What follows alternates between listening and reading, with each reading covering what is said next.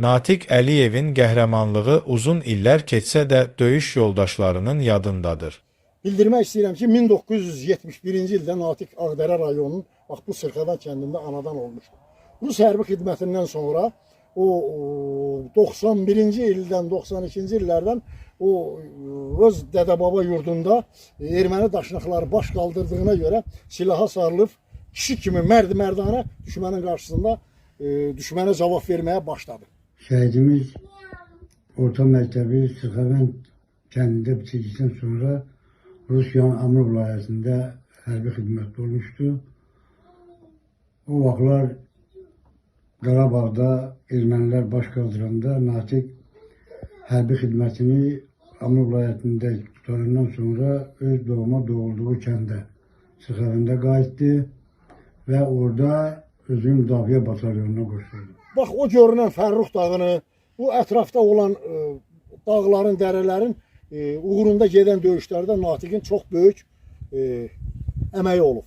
Bir dənə məsəl mən göstərə bilərəm ki, 1992-ci ilin yay ayları idi. Fərrux dağına bizə hücum əmri verdilər. Fərrux dağında erməni düşmənlər məskunlaşmışdı. Biz ora hücum eləyib Fərrux dağını götürməliydik. Gorbagor Zori Balayan Fərrux dağını Dağlıq Qarabağın Qızıl Hasarı adlandırmışdı. Bəli, Natiqlə birlikdə bir neçə Natiqdən başqa bir 15 nəfər, 20 nəfər əskərlə Fərrux dağına gecə ilə hücuma getdik. Demək, düşmənin səngərinin çöndərdi gözlərinə tərəf nəysə bir qısa əməliyyat keçirdik, düşmənin səngərlərini ələ keçirdik. Səhər işıqlaşda düşmən texnika ilə, artilleriya ilə hücum çəkdi Fərrux dağına. Demək, Natiq, şəhid Natiq pulemyotla, əlindəki pulemyotu ilə, sevimli silahı pulemyotu ilə vicdanıma and olsun, düşmənə göz verib işıq vermədi. Yəni, elə yaxınımızda olan bir 6 nəfər, erməninin 6 nəfər cəsədi qalmışdı Natiqin önündə. Həz onu vaxtı çəkdik, gətirdik, sürüdük, cəsədləri apardıq, təhvil verdik aidiyyatı üzrə bizim nümayəndəliyə. Yəni bunu çox deyə bilərəm, çox danışa bilərəm.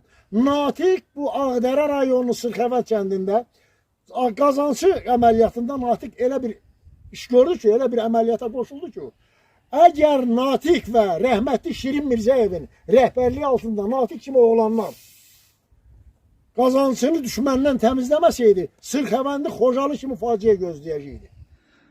Natiq Əliyev o həmişə PK pulemyotundan istifadə eləyirdi düşmənlərə qarşı.